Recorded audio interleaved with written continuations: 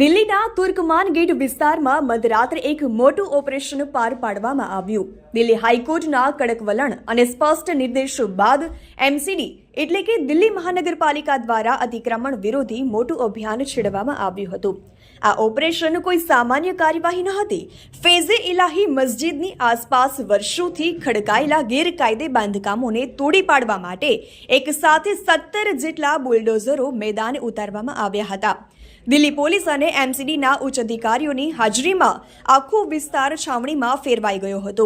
જોકે જ્યારે બુલડોઝરોએ ગેરકાયદે બાંધકામો તોડવાનું શરૂ કર્યું ત્યારે મામલો ગરમાયો હતો. કેટલાક અસામાજિક અને તોફાની તત્વોએ પ્રશાસનની આ કામગીરીમાં અવરોધ ઊભો કરવાનો પ્રયાસ કર્યો અને પોલીસ ટુકડીઓ પર પથ્થરમારો શરૂ કરી દીધો. પરંતુ દિલ્હી પોલીસ પણ સજ્જ હતી.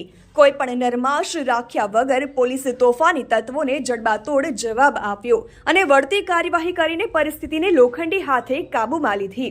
પથ્થરમારાની આ ઘટના છતાં તંત્ર પાછું ન હટ્યું અને હાઈકોર્ટના આદેશનું ચુસ્તપણે પાલન કરીને તમામ ગેરકાયદે અતિક્રમણનો સફાયો કરવામાં આવ્યો.